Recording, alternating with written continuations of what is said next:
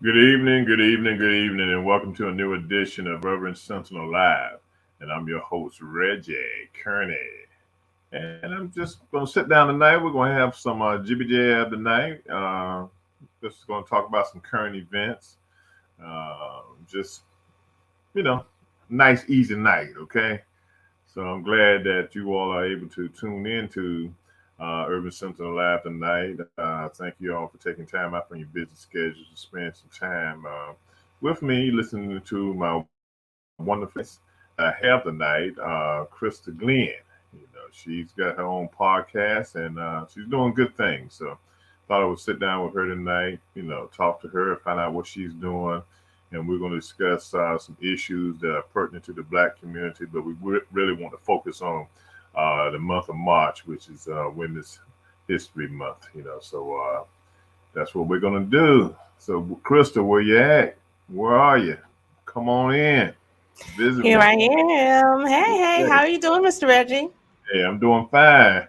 And if y'all look at her name, it's Chris, also known as Smart Video Girl. I like That's that. right. Smart Thank you so Video much. Girl. And if I'm not mistaken, that's the name of your podcast, also, right?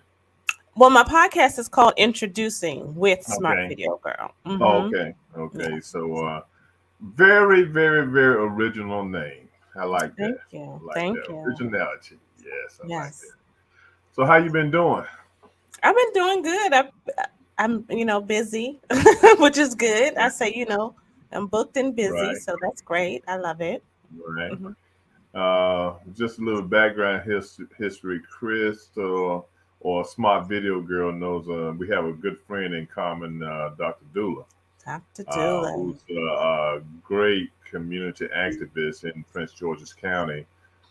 Very knowledgeable when it comes to Black history, and he's a person that lays a lot of nuggets on you. Okay, he's Okay. full of nuggets, full of good nuggets. And I tell you, regardless of your age, you need some nuggets sometimes to guide you on your path. But those nuggets he be dropping, our young people really need to listen to him, Yeah. and respect what he's saying, because we've got some terrible things going on in our communities now, and we really got to address those issues. So, to get things started, Smart Video Girl, tell me something about your podcast. Well, my podcast is called Introducing with Smart Video Girl. And on my podcast, I introduce people, new things, and new ways of thinking. It comes on actually, we're on at the same time. So, it's going to be magic. The media magic is happening tonight.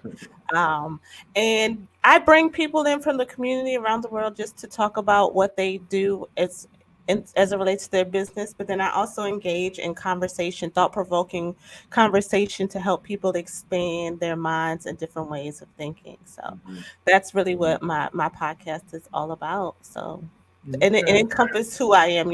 That's where the smart video girl comes in. I'm like a left and a right brainer all in one, which is hard sometimes to do. So I Hmm. love engaging in intellectual conversation that's going to make you think, but then I'm also a creative. So Oh, okay. Good, that's what good, good. I know Dr. Dooley has sent me a video of you. I I forgot what do. episode. I think it was the episode that he was on. And Okay, yes, yes, yes, yes. yeah, and that was a great episode. Thank Uh, you, thank you. a great episode. I really enjoyed watching it, Hmm. hopefully, he's watching tonight and, he Yes. will give us a great critique after the Oh, he will definitely thing. do that. He will give us He some definitely insight. would do it. Yeah. So now you also have a business, also, right? Yes, I do a lot of different things. So, I have a video production business called Only Greatness Media Production, where I do videography, photography, and graphic design. Hmm. And then I also am a speaker and Okay. a coach. So, um, I help people on their journey to authenticity. So the whole Hmm. smart video girl is original. I'm glad you see that. So that's who I am. So I Hmm. help people just on their journey of kind of holding up a mirror to themselves and then helping them work through some of the things that they have to get through to discover who they are Hmm. authentically. So Okay. that's what I do. I do a Great, great. lot. Yes, I see. And for our listening audience, I want you all to check out her podcast on YouTube, and I want you to look at her introduction. Okay, and then she says she's a videographer. If you need some work done, hey, call her up. Mhm. Her stuff Yes. is looking, her stuff looking good. Okay. Thank you, Reggie. I appreciate that. Yeah, her stuff is looking good. I was looking at it, I said, wait a minute. I said, now I might have to get her involved or give me something look like that, to as an introduction and stuff, No, thank Great, you. a I great appreciate introduction. I really, the colors were great. The pictures and stuff were great. I said, it. yeah, she got it going on. She got it going on. I Made me look like appreciate. an amateur. No, no, you look, you're doing Like big an things amateur. over here. I see you. I see you. I was like, okay, okay, okay. Urban Got, Sentinel. no, got me looking like an amateur. No, no, So, no. what what's going on in our community?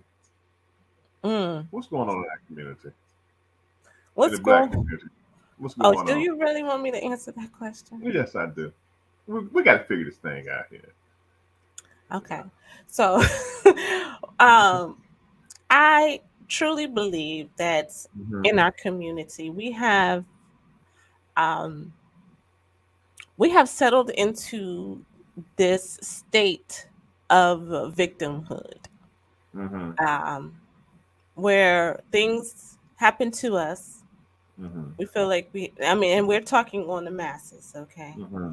Um, things happen to us, we have no control, and we feel entitled Hmm. to things.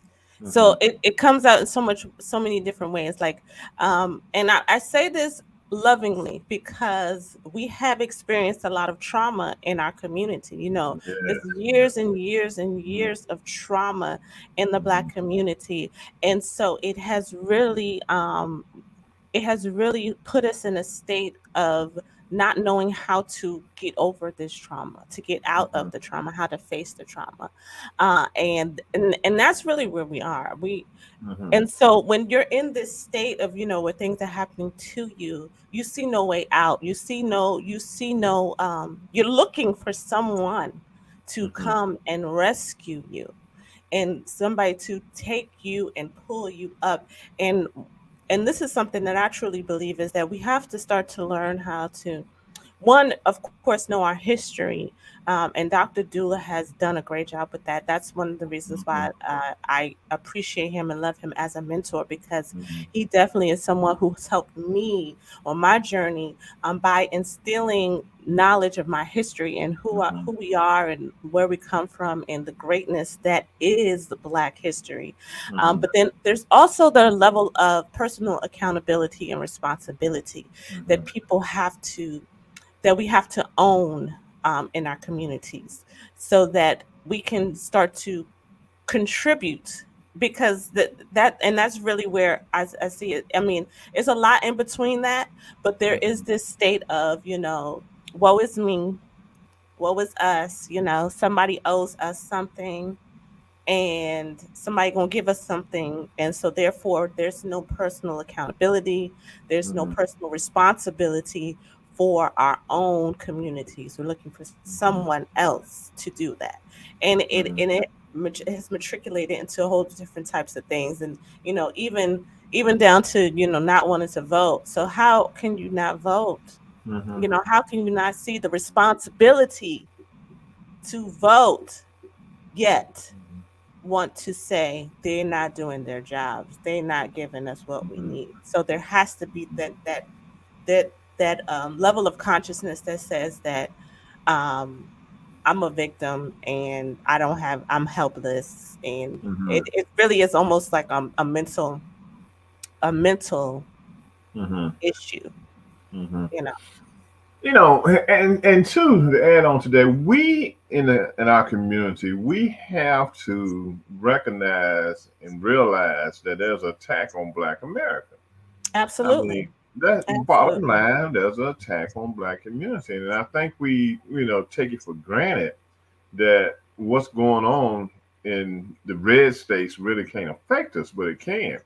Now, I'm glad I'm living in Maryland. I'm originally from North Carolina, Okay. and for Mark, Mark can tell me this. Still is a part of racism in North Carolina. I think that's one of the reasons I haven't been back and live. And we do have it in Maryland because of the western part of the state and the eastern shore, Mm-hmm. and the northern part of the state also. But we have a state now that, hey, we are running this state. Black folks running this state. Okay, Mm-hmm. we got a black governor, a person of Yeah. color, lieutenant governor. We got a black attorney general. We almost had a black comptroller, but hey, couldn't get it all. But Okay. we are we are a state that's focused on voting and doing what we Mhm. have to do. But we do still have some people that don't vote. Right. So and people got to realize that what's going on in these red states, especially, will affect us one way or the other. Absolutely. And I think, like you said, sometimes we take our lot in life for granted. Mm-hmm. And I mean, we got to do better. And Yeah. it worries me that we don't have a bona fide leader nationally to Mm-hmm. continue to drive the movement. Even though Mm-hmm. we have Reverend Sharpton out there and a couple others, they're not driving the movement I agree with you. like it needs I to be just driven. recently did something on that. I was because of what I was speaking about earlier is that accountability. Like people are actually looking for a leader, and so in the search for a leader, no one's really moving, so Right. then we have to start to become leaders in our own right. Like leadership starts. They're looking for a Martin or a Malcolm or a Marcus. We Mm-hmm. really have to have more Dr. Doulas and people who are more grassroots, who can galvanize the communities and Mm-hmm. bring us together in that sense, in order for us to even get to a point where we can have someone more of on a national level. There is a Mm-hmm. huge gap between in leadership, as like you're speaking about.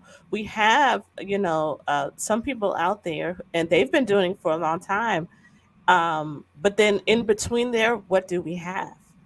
Mm-hmm. Mm-hmm. We don't have a whole lot, so we need to really take ownership. And I was having a conversation with another friend of mine, and this, like, another issue is that we want to um when sometimes when we do have leaders, because we have potential to have some great leaders, but it's when they get to the table, it's more of proving that I need to be here versus, listen, this is what we need to, instead of representing the needs of our people. So we need to, really do a better job in in the selection of leaders, I guess, or who we choose to follow as a leader. And then when you do have a chance and when you do have a voice, to use that voice in order to really galvanize and speak up for what is going on in our Mm-hmm. communities. Mm-hmm. No, I agree. I agree. I agree. And Reverend Barber, he was out there at Mhm. one time, but now he's taken. He was given endowment chair at one of the Ivy League universities. I want to say it was either Yale or Princeton, where he's at now. So he's Mhm. kind of taking himself, out of the public eye, Out of the book. and he's Yeah. teaching there. And he was really doing a great job making an impact on our communities. But then he's removed himself out of the picture for right now. And that's kind of Hmm. disappointing, because he had the ear of a lot of people here in America, and he was doing a great job. But Yep. but the young people have to step up and fill this gap. Absolutely. We got a great young man who's the mayor of Baltimore, but I know he has his hands full, just dealing with Baltimore. But Yeah. he's someone that has the potential to rise up and be a leader in this country one day. He has that Mhm. potential. Even our governor, um, he has that potential to be a leader, but I don't think he has the potential to be a vocal leader that would push the agenda, the black Mhm. agenda. You know, Mhm. I see him more of being a middle of the road person. Making sure both sides come to the table and are pleased with what's going on. Mm-hmm. So we do need some radical ideas out there sometimes. We do need some Mm-hmm. radical voices out there sometimes. Yeah, So we do. yeah, let me ask When you you, this question. mm-hmm. Oh, go ahead and say what you're gonna say. Make No, the go statement. ahead. Ask a question. Go ahead. Ask a question. Okay, what do you think would happen if the Black Panther Party was put back in place again? I don't know the picture of what type of party we would have, but we have one that goes back to its roots, where it was a grassroots organization that provided for the community, and that's what they did when they first came out. They Yeah. were a mellow organization, and their only interest was to take care of the kids in that neighborhood in Oakland. And that's what they wanted to do. But they got pushed to Right. other levels because of that consciousness of what was going on in the community and everything. And Mm-hmm. sometimes I think about it. I say, now if we brought the Black Panther Party back now, what would these Mm-hmm. folks think? I mean, they shouldn't think that. They got their white nationalist groups and everything else. What if we decided that to take care of some of my misgivings and ills in our community, that we just brought the Black Panther Party back? So what you think about that? I mean, you see, power to the people. So I'm a, I'm a, I feel as though if the Black Panther Party came back in the essence of what it was originally created, Hmm. in the true essence of making sure that it provided for the needs of the community, especially Hmm. education, health, um, and really the self defense, and there's nothing wrong with Hmm. that. Like, it's nothing Right. wrong with being Right. able to protect yourself. You know what I'm saying? Right. I think that would give rise to concern for those who are empowered, Hmm. just for the simple fact that whenever whenever there's appears to be some type of solidarity or unity Hmm. amongst the Black community, Hmm. it it incites fear. It incites fear or hatred for some reason. We see that so much. I just talked about how integration was like the detriment of the Black communities now, because we weren't Hmm. able to have instances like the Black Panther Party, who were there to Hmm. keep us together and help us maintain. Hmm. You know what I'm saying? So Hmm. once in the integration of it, it was like, well, what do you need to have that for? You know what I'm saying? Well, why do you need to have that? It'll be the Hmm. questioning of why do you need to have, because with integration we got what we needed, right? No, Hmm. but so it was like, so why do you need to have that? It's just it so it I would see it as something great, even though now, because the way history has been taught, that some people don't Hmm. even some Black people don't understand the Black Right. Panther Party. They think the Black Panther Party, it just, the images is are guns and Hmm. just black. It's not the work that they were doing in the Right. community. Right. So even that would get some pushback because people don't really understand it. So Hmm. I think Hmm. it would give rise to a lot of controversy. Hmm. But and the truth be told, there are still some of the new Black Panthers. I Hmm. mean, there's one right around the corner from here, Hmm. so they're here, but they're more so now really focused on social justice and Hmm. policing the police. Like, that's really Hmm. what they're into doing now, which is Right. policing the police. Right. I see And them and it doing that a lot today. and they definitely need to do that. They need to police the police. Hmm. But uh, I'm a little older than you. So Hmm. I've Hmm. seen I've seen quite a bit now. I was part of in North Carolina. I was part of integration of schools in North Carolina in 1968. That's Hmm. when it was mandated. Mandatory integration of schools through busing. Okay, it was mandated in North Carolina, and there was also a time in the South during that time when uh, whites in the neighborhoods, they did in the communities, really didn't want their children to go to school with us, so they were opening up all these Christian academies. Okay, they Hmm. called them, but at Hmm. the same time, if a black person went into try to apply, they wouldn't let them in. and Right. everything. Mm-hmm. But I think integration hurt us more than it helped us. Okay. When you look at today, yes, we have made a lot of gains through integration because of some of the fact we're able to live where we want to live at, we can eat where we want to eat at, we can go where we want to go, we can work where we want to work. So those things are good. But when I was in uh, junior high school and elementary school, you know, we got our books.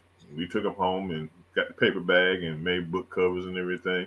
But Mm-hmm. for us, we didn't ever think the books were outdated or they were raggedy or we needed new books. Yeah, I think it was a joy when you were able to go into a class, before integration, and there was some new books because everybody be, trying to get the new book. Okay, they would bring us some new books in the area. But we as kids, we weren't bothered. We didn't know on the outside that the reason that Dr. Ben Chavis and a lot of guys were fighting for us was because yeah, you're going to integrate these schools, you're going to do what you want to do, but we're still not equal when it comes to what we get in our schools. Okay, Right. that's what they were fighting for. Because like I said, we took the books and we learned from the books. Okay, Mm-hmm. that was just the bottom line of it. So in a sense, if we could have, this is what I say, and I know some people probably gonna get mad for me saying this. That's all right. Let them be mad. Yeah, if Mm-hmm. we could have kept our neighborhoods, but got better products or better books and things that we needed, I think we'd still be a good neighborhood. Okay, I agree with you. And a I lot of this wasn't gonna stuff, say that. yeah, Mm-hmm. a lot of this stuff wouldn't be happening in our communities that happens. Mm-hmm. Okay, you know, Yeah. you can see what happens. Look at DC.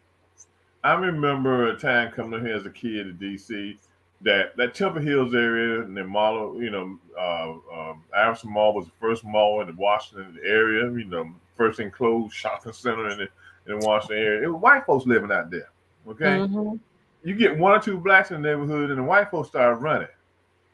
Okay.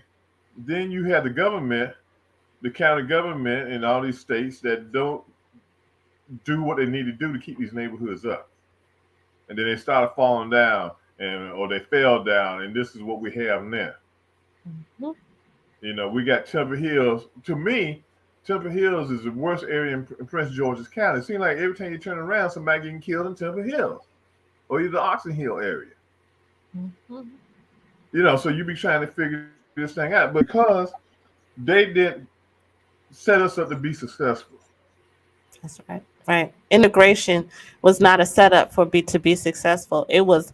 I feel. Now granted, I'm at 80s. I was 81, so I Okay. was before. After integration, but I Mm-hmm. could see the effects of it in just knowing history. Like I feel as though it broke the communities, like you said, it broke the Mm-hmm. communities up. It was almost like, okay, well, now you're integrated, you get what we get, but it was not that, because we Mm-hmm. still had, so people, we moved, we had ghettos, there was Mm-hmm. public housing. It was all of these public services now that really kind of hindered and put us in a disabled state Mm-hmm. versus a more empowered state. So like Mm-hmm. you said, if we were able to keep our communities and to be self-sustaining in our communities, Mm-hmm. but still just having some of the basic necessary resources. We're not talking about, you know, because when you think about it, and that's why it's important to know your history, because Mm-hmm. we had several communities. There were several communities in the that were self-sustaining. Mm-hmm. They businesses. They had all the resources that they need. They may not have been as high quality per se, maybe, but then again, they could have been. But Mm-hmm. it was when it came to things like education, um, then yes, we see that there's a lack in resources. And but the reality is, guess what? It's still the same. So my Mm-hmm. question is, what was the good in that? Because we still see schools in our quote unquote low income districts, which are Mm-hmm. mostly predominantly black and Mm-hmm. brown. that get the least amount of resources. So Mm-hmm. it's still the same thing. And when you think about integration and it really being spearheaded behind Brown versus the board of education, you're really talking about education being the reason why there was this huge push to really um, integrate more things in Mm-hmm. society. If we look at it like that, we're still not too much further than we were then Mm-hmm. when we talk about education. Mm-hmm. We're still, and now when you look at things like now when you think about what they're doing in states like Florida, we're trying to and this critical race theory and trying to eliminate Black history. It's like it's so what are we what where have we made the progress in Mm-hmm. really in education when we have some of the same deplorable conditions that we had then? Yeah. When I look at Florida, I tell people I see the Santos as a relic of George Wallace. Okay, Mhm. Mhm. that's just the bottom line. Okay, it's a Mhm. different type of racism, but Mhm. the end game is the same. Right. Okay, now they have this bill they're trying to pass in the Florida legislation. I think it's HB 999 or 996 or something. Okay, I know Mhm. it's in the 900s, where they want schools to stop supporting state schools and state universities and stuff. Stop supporting diversity, the diversity push. Okay, so what that means, in a sense, give you a good example, is that the universities would be forbidden to give support to the Divine Nine, okay, Mm. to the black fraternities and black sororities, Wow. okay, because if they're not diversifying and stuff, painting a picture of diversity, then Uh-huh. Uh-huh. hey, you got to It's go like a away. reverse affirmative action type of Yes, situation. yes, Mhm. Okay. and he's working hard to get rid of Black history. He doesn't want you to learn your history and everything, but is satisfied with learning European history, uh, you know, uh, Indian history, Asian history, and other cultures' Anything but history, Black.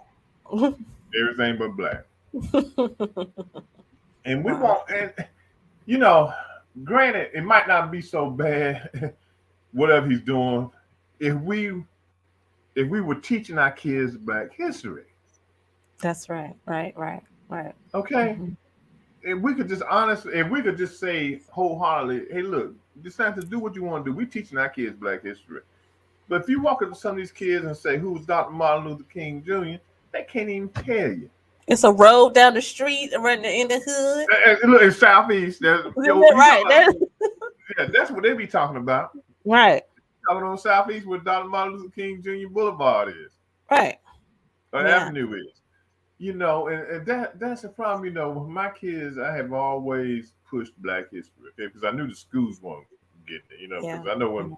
my daughter was in the 10th grade, she bought a history book home or social studies book home. I looked in there for Black history. It was on like 1 or 2 pages, Mm, and that was it.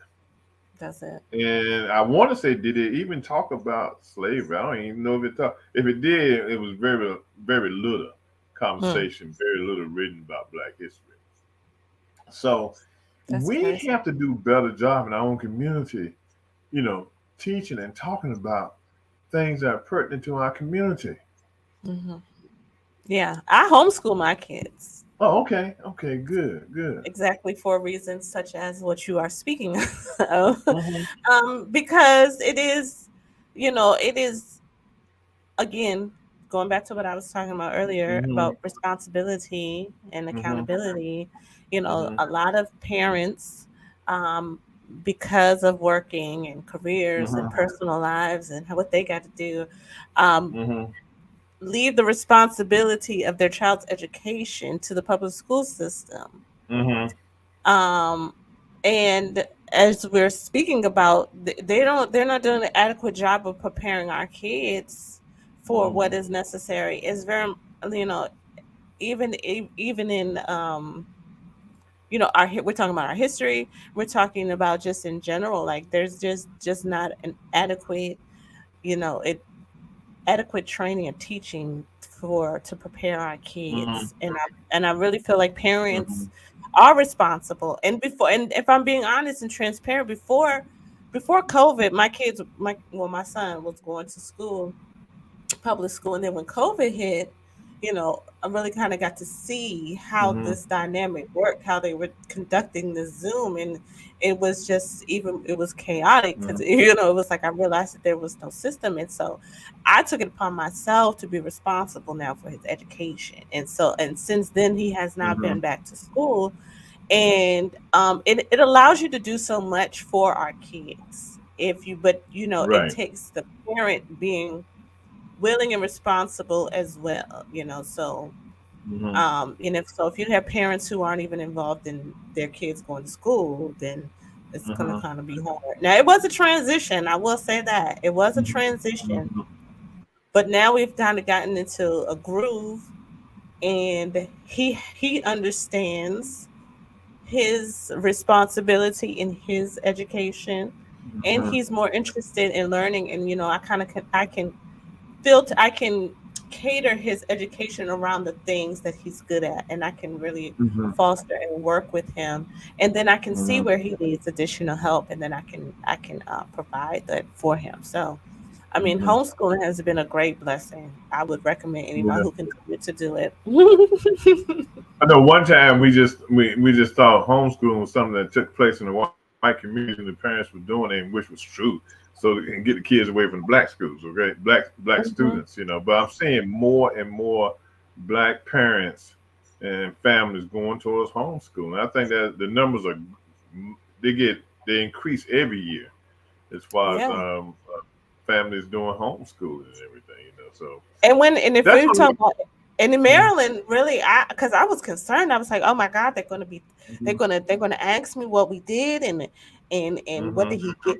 Look, it's like they almost don't care. If I'm being Mhm. transparent, it's like they almost do not care. It's almost like you send your kid to school to homeschool your child. You basically like sign over, say, I take full responsibility for my child's education now, and they Mhm. have almost nothing to do. They have almost nothing to do with you, which is fine by me. You know what I'm saying? But when you think about it like that, it's like, so, and then when you get into the politics of what schools, and we're talking about school districts and getting funding and things of that sort, it becomes a situation where you really want to make sure that you're doing what's best for the children, best for the Mhm. child. And sometimes it may not be public education, especially if you can't take the time to be involved in PTAs and things of that sort. Mhm. Like, that's very important if you're going to be sending your child to school.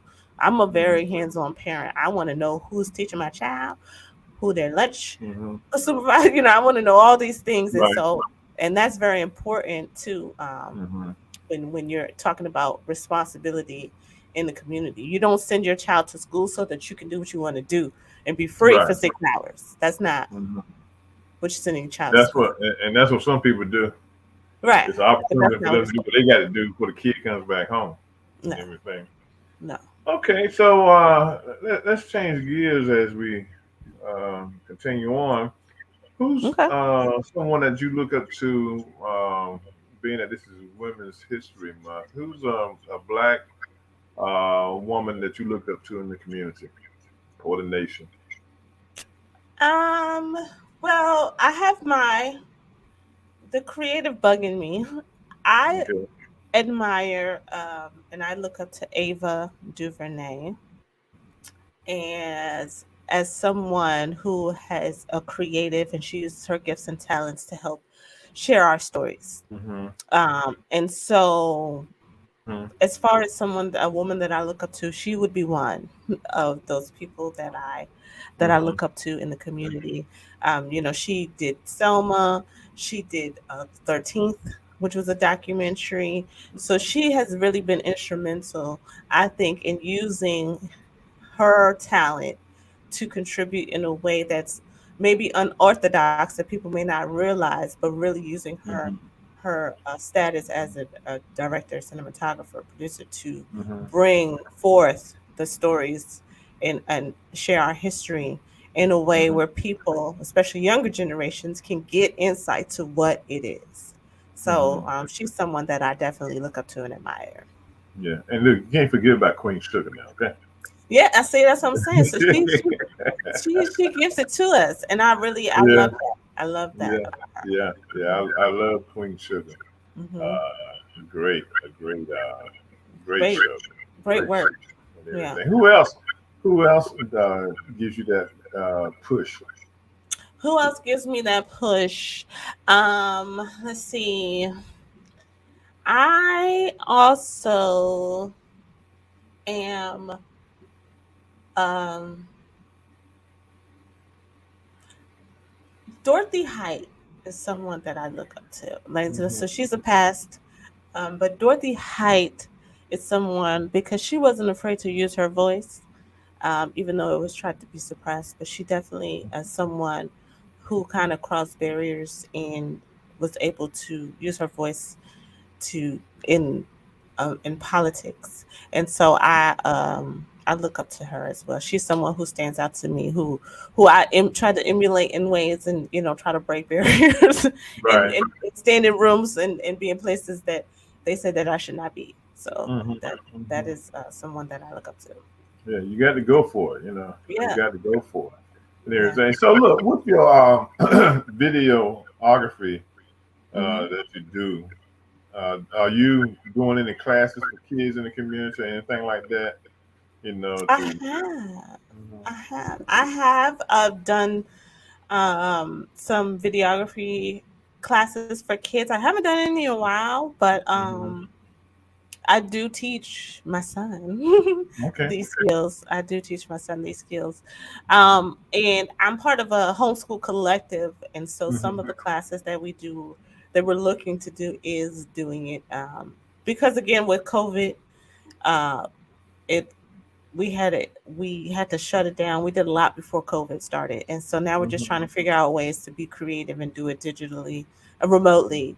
Um, but yes, and so I love teaching kids. I love seeing what kids come up with. My son Mhm. is like an artist, so he loves to draw. So I Oh, love to okay. see the mind of kids and how they Mhm. create and what they Mhm. do. Good. Good. Good. Good. Good. Now, how long have you been a videographer? Uh, what's this? About 10 years now. Okay. Mhm. Yes, I actually started off as a again smart video girl. I went to Hampton University, and Okay. I received a degree in business administration, Mhm. um, with emphasis in accounting. So I thought I was going to be an accountant when I came out.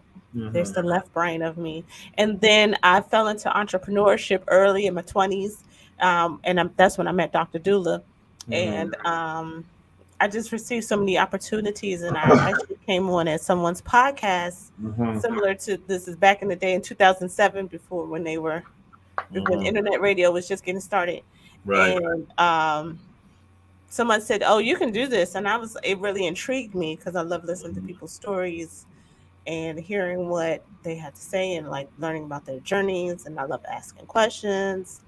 Then I realized I like to talk. And so um, I started hosting a show called Can We Talk Radio in 2007.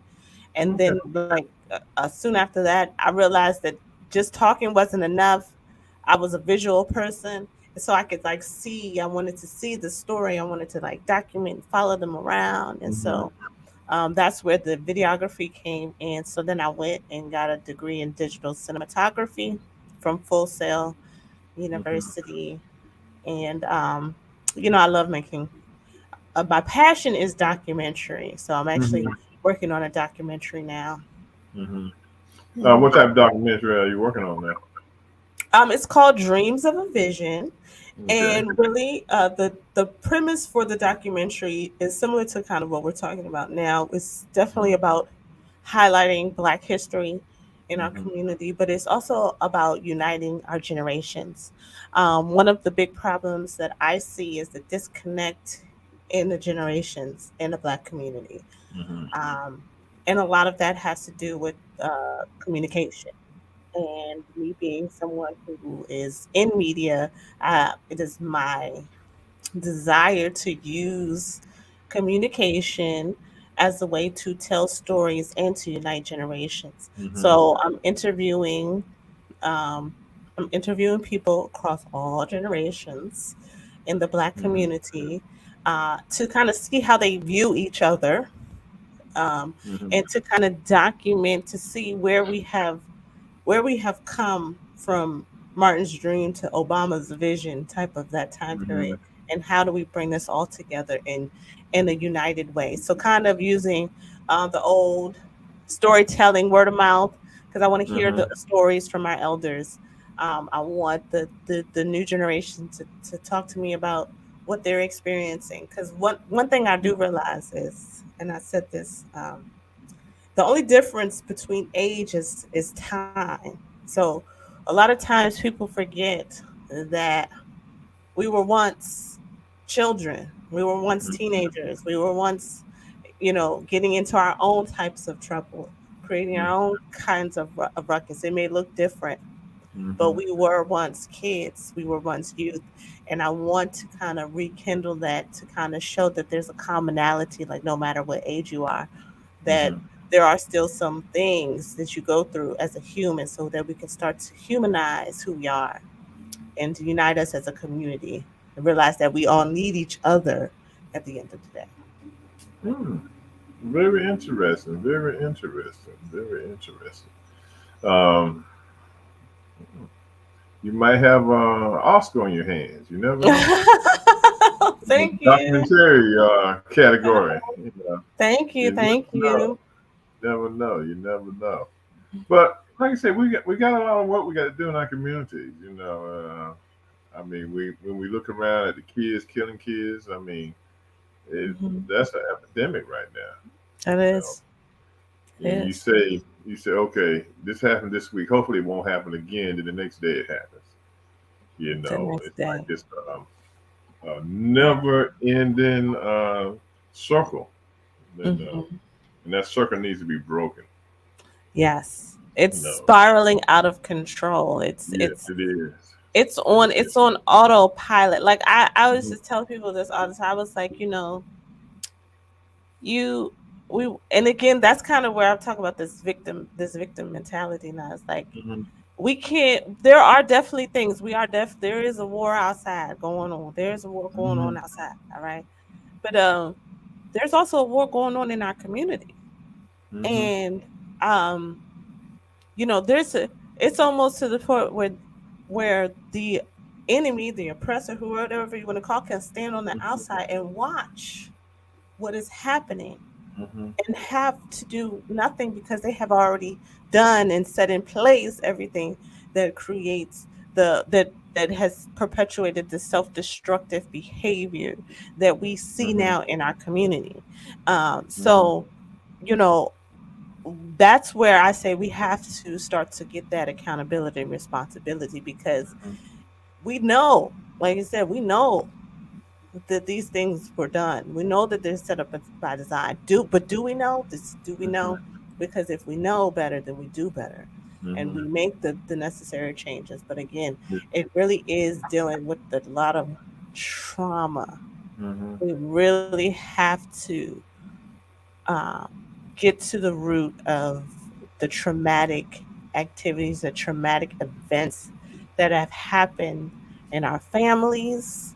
Like I said, I'm an 80s baby, so Mhm. 81. So I know about the influx of the Reagan era, and Mhm. I was born in DC, and I should be one of those people who's caught up in the statistics, because it affected my home personally, So, but I did not, and so I totally understand it though. And I Mhm. had friends who were caught up in their parents. So, you have, because, okay, so I'm 40, going to be 42. So Mhm. you have parents of people who are adults now who have unresolved traumas. Mhm. They're adults and they have kids now, and these are their kids are the ones now creating these crimes because there was a serious strategic breakdown of the Black community in a way that affected us all. And I could speak firsthand. They labeled many of the people who got caught up in the crack era with mental health issues. They labeled it as mental health issues Mm-hmm. when in fact, um, of course it's going to be a mental health issue, but then you prescribe more drugs. So it's just like this constant attack on the well-being and the subduing of a community and a group of people. And now we're seeing it come to fruition now with the violence that we see, with the because it literally lives in our DNA. So we have to Yeah. learn how to we need to learn how to Mm-hmm. like release that trauma that we have. Yeah. And so it's not an easy, it's not a one-dimensional solution. Like, and that's what I need people to understand. Like, there's no one way to solve this problem. Mm-hmm. So we Mm-hmm. really have to come together, and each person contributing with love to the Yeah. solutions so that we can make it work. Eventually, we're going to figure it out. Yeah. You know. Hmm. Uh, We eventually, have we're to. going to figure it out. We have to figure it out. Yes, we do have to figure it out. But what's going to push us to figure it out? I mean, we can get on TV and during the news time and talk about how hurt we are about That's these not young gonna people work. dying in our communities and stuff, but we don't do nothing about it. You Yeah, have that's not some gonna work. families that go out and try to fight for their kids and stuff. But hey, I don't know. It's getting to be worrisome. And thinking Yeah. about every day what's going Yeah, on Dr. Dula out of. asked me one time. I'm sorry. He asked me one time. He said, "What is your generation doing to help the advancement of Black people?" And it made me think about it. He made a good point there. Hmm. Yeah, see, that's what I'm saying. He He made made a me good think about point. Yeah. it. Right. Hmm. So I see that, there is a responsibility of this generation, my generation, really, because we're parents now. We're parents of kids, like, of the kids. Some of these kids, like, I have people my age that are great I mean, grandparents, and Grandparents, you yeah. know, yeah, like grandparents. I mean, and so, and I mean, with old kids, like old great grandkids, like, Yeah. so it's Hmm. like, where is the parenting? Like, that again, we have to learn how to take care of each other in our community. Hmm. And I really think that that's what it starts. It really starts with us really taking care of each other in our community, Hmm. Hmm. learning to love ourselves in our community, Hmm. um, and showing love instead of fear. So that's one of the big things. Like, a lot of the younger generations say that the older generations don't understand them, and the older generation say, "Well, y'all out here doing crazy stuff, so we don't get that. Hmm. We don't get that." So I really think that there has to be a coming to Jesus moment, a coming to agreeable terms, so a level of understanding and Hmm. compassion for both Yeah. sides. And Yeah. that's gonna take work. I mean, that's gonna take Oh work. yeah. Somebody Yeah. gonna do it. Somebody's got to be willing to roll up their sleeves and get their hands dirty, and that's what we're lacking at. People to come together. And stop being so comfortable in that skin. Just because you got a good job, you driving a nice car, living in a nice house. You just kind of like, hey, it doesn't affect Not me. my problem. Right. Not my problem. But it does Yeah. affect you, and you got to realize that and look at that it affects you. You know, Yeah. if it doesn't affect you directly, it affects you indirectly because somebody is going through some crap That's right. and they That need is true. support. But we have just lost it. In our communities, we have just lost it. Yeah. So We got to get it together. Yes, yes, We're yes, gonna yes, get it yes. together. We need more people like you, Reggie. And I'm getting too old now. I need more people like you. all right, well, I'm We need all the young folks to step up. Like I said, we yes, do. we And do. yeah, We and do. it seems like the young people aren't interested. They look at the news, they see it on the news, they hear about it, and they just like shrug their shoulders and say, "Oh well, okay, it happened." They feel like they're. I don't know why they feel like they don't have the power. I mean, Yeah. again, it's like they feel powerless, and I'm trying to figure out why. Like I don't. Hmm. I don't think it's in my DNA. But Well, I when you need got to, and then, so it is really honestly my goal to um encourage more people my age yeah, yeah. and Uh, be someone who speaks up for things like this at my when in you my age range. when you have George Wallace George Wallace is an illegitimate son down in Florida acting a fool. It kind of makes people think, what are we going to do? Because no matter how much we protest down in Florida, fool down there, he's still going to try to push his agenda. Yeah, You yeah, know, it's hmm basically like I want all black folks to move out of Florida. yeah. And that seems like the agenda he's pushing. But if you're going to stay in Florida, we're not going to talk about you. We're not going to do Black History. We're not going to do these things. Okay, y'all You can can live here if stay, you want to. right? You can You stay if know, you want to, but I'm not going to yeah, acknowledge you. yeah, yeah. So So that what do you those. do there, Tommy? What do you say? Do you say move, or do you say, "Oh, I'm going to stay and fight"? Like, Well, I'll be honest. I couldn't live in Florida. Okay, just because of the politics right now. hmm You have to make sure it's all back comes back to voting. You got hmm to make sure that people are voting, looking at it and say, I really got to get out and vote. But then you have a problem too, where you have a lot of uh, retired people who do move to Florida probably couldn't, see themselves as being conservative, so they hmm buy into this stuff. Okay, right. so then you have a split in the community when it comes to the Latino community, Cuban community, and places like that, where you do have they are very conservative, and that's just what the bottom line is. But I hmm think at the same time, with them being conservative, they don't understand the politics. hmm So what they might see as a wedge issue might be abortion. They don't agree with. They don't dig down further to see what that conservative agenda is all about. hmm So they might be voting against abortion, but at the same time, they voting for all the other crap that Santos is doing.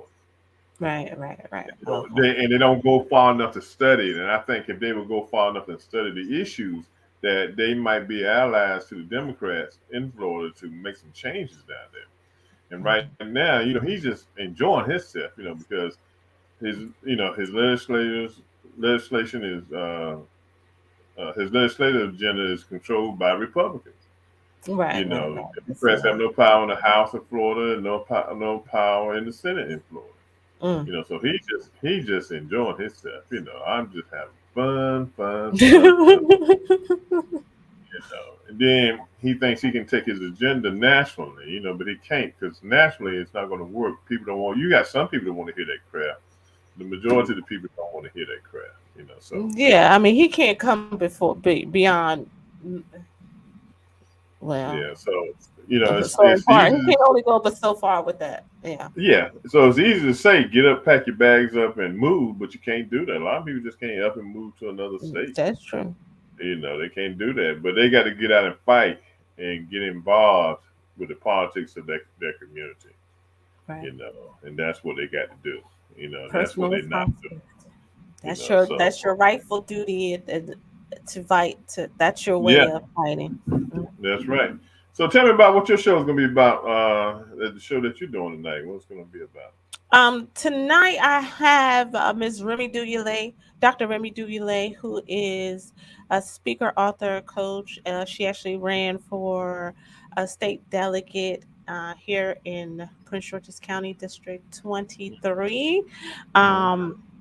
and she does a lot of things in the community. She is a native Nigerian, Oh, okay. and so the show is called Internationally Known. It's talking about Women's History Month. We're going to talk about her journey and what she's doing to connect the continents and the work that she's doing through her business and community advocacy. So that's what we're Hmm. talking about tonight. Okay. Sounds good. Sounds good. Sounds good. Yes. Okay. Well, to my audience, we have spent the last hour talking to Krista Glenn, better Mm-hmm. known as Smart Video Girl. All right. Like Yes. that name. Like that name. That's a good. Thank That's you. a good. Thank you. That's a good handle to have. And we've been talking about our community and what we can do and what we're going to do and people. I just want to say you got to get out there and you got to work hard. Okay, we've got to figure it all out.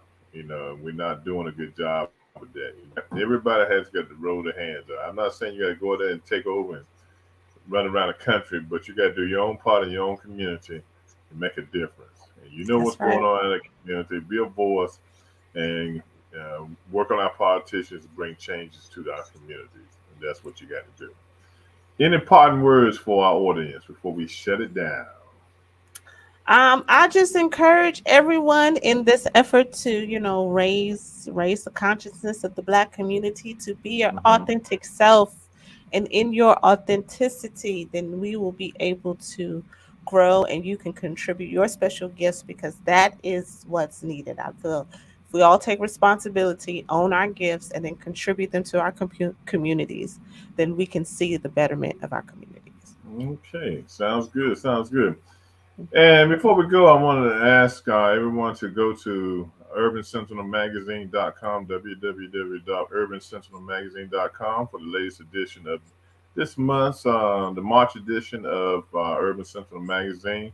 You can click on, download it. This month, I'm being generous. It's a free magazine this month, so go and get it and read it.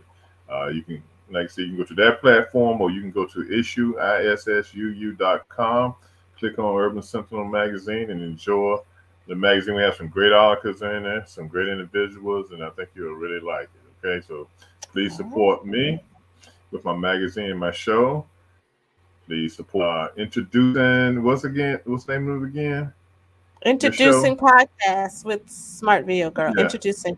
Yep. yeah, yeah. Introducing podcast, Smart Video Girl. You can find it on YouTube. You just Mhm. put that in there, click it, and Yep. enjoy it. So That's right. until the next time, I want everybody to have a great week. Continue on pushing hard and working in your community and try to make a difference. Take care. Peace out. Be good to yourselves. Bye bye. Thank you.